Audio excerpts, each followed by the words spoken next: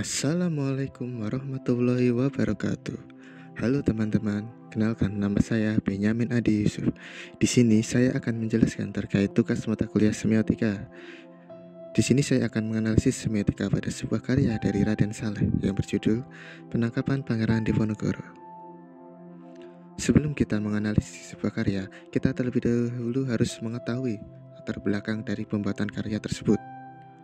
Pelukis lukisan Penangkapan Pangeran Diponegoro, yaitu Raden Saleh atau yang bernama lengkap Raden Saleh Syarif Bustaman, adalah pelukis Indonesia beretnis Arab Jawa yang menjadi pionir seni modern Indonesia.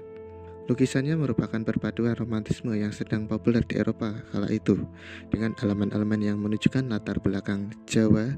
Si pelukis Raden Saleh sempat mendapatkan kesempatan belajar melukis di Eropa selama kurang lebih 20 tahun dan tinggal di sana sampai akhirnya kembali ke Indonesia, tanah kelahirannya. Lukisan Penangkapan Pangeran Diponegoro bercerita tentang kisah yang terjadi saat itu, di mana menandai berakhirnya perang antara pemerintah Hindia Belanda dengan pasukan Pangeran Diponegoro. Perang ini dikenal dengan nama Perang Diponegoro. Dicatat sejarah sebagai salah satu perang terbesar yang memakan banyak korban dan menimbulkan masalah finansial bagi pemerintah Hindia Belanda. Perang berakhir di mana Jenderal Van de Kock, perwakilan Hindia Belanda, mengajukan perundingan damai kepada Pangeran Diponegoro.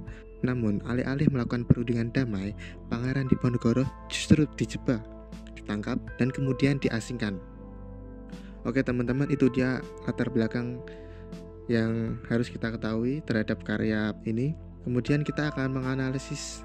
Pada analisis karya Raden Saleh kali ini, kita akan menggunakan analisis semiotika umum dan khusus sebagai metode analisis objek visual.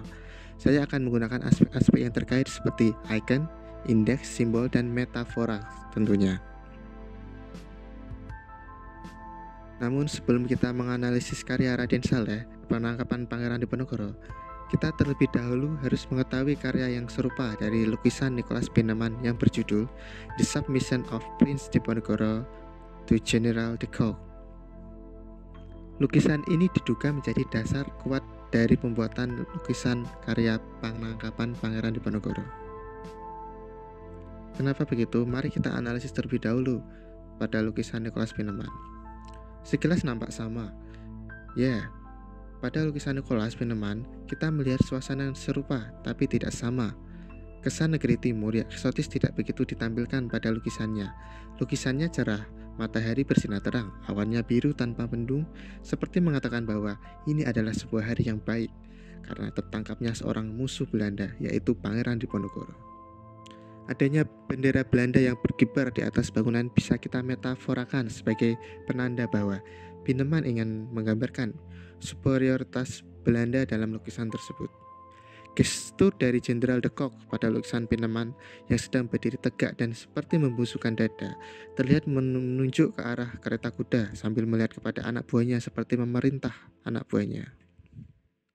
Sang jenderal pun terlihat arogan, terlihat dari gestur tangan kirinya yang tertekuk dan diletakkan di pinggang, senjata yang jatuh dan tersusun rapi, dan para pengikut Diponegoro yang sedang berlutut bisa dianggap sebagai metafora bahwa Pangeran Diponegoro telah menyerah. Kita bisa lihat posisi Pangeran Diponegoro berada di bawah para petinggi Belanda, menunjukkan perbedaan kekuatan dan interaksi yang terjadi oleh Pangeran Diponegoro oleh para pengikutnya terkesan putus asa. Terlihat hanya sedikit pengikut Pangeran Diponegoro yang ada. Itu dia sedikit analisis kita terhadap lukisan karya Pieneman. Selanjutnya kita masuk ke analisis lukisan karya Raden Saleh. Tujuan Raden Saleh sederhana, yaitu ingin memberikan perlawanan atas lukisan Pieneman. Karena Raden Saleh menganggap lukisan tersebut tidak benar-benar menggambarkan cerita sesungguhnya dari tragedi penangkapan Pangeran Diponegoro. Raden Saleh melukiskannya dengan nuansa yang lebih memperlihatkan unsur dramatis yang membuat suasana cenderung senja. Temperatur warna seolah dibuat lebih hangat, sebagai ikon eksotis Nusantara yang memiliki cuaca yang berbeda dari Eropa.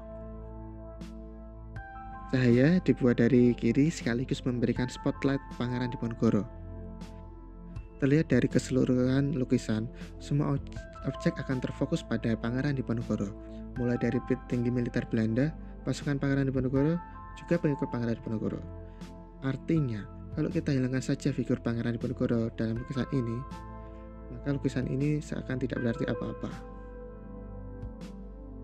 Kita juga melihat permainan dimensi di mana keseluruhan figur-figur penting dibuat lebih jelas dan akurat ketimbang background pegunungan dan pasukan Belanda yang dibuat samar-samar.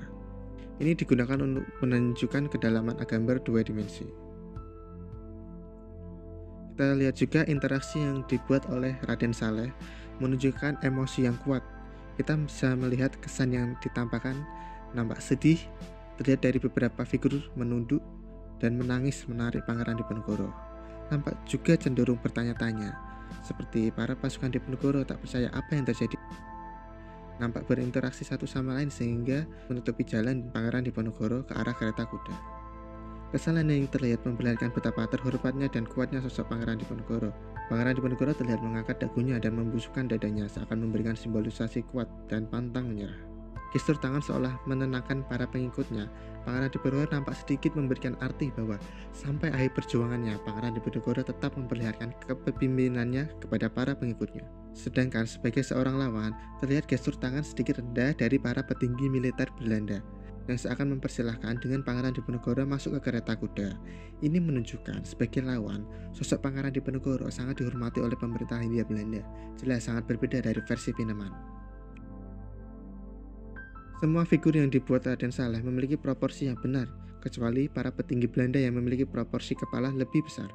Hal ini seakan disengaja sebagai metafora, karena kepala yang besar merupakan perumpamaan, istimewa, arogan, atau sebuah pelecehan yang terselubung. Kalau kita melihat cara licik pemerintah Hindia Belanda yang menjebak Pangeran Diponegoro, seakan sangat masuk dari cara penggambaran Raden Saleh. Lukisan penangkapan Pangeran Diponegoro konteksnya memang kemenangan pemerintah Hindia Belanda terhadap Pangeran Diponegoro. Namun, Raden Saleh memberikan makna lain dari sebuah kemenangan, yaitu kesedihan, perlawanan, dan kepantang menyerahan dari Pangeran Diponegoro sampai akhir perjuangannya. Sehingga konteks kemenangan ini tidak berkesan menyenangkan bagi pemerintah Hindia Belanda.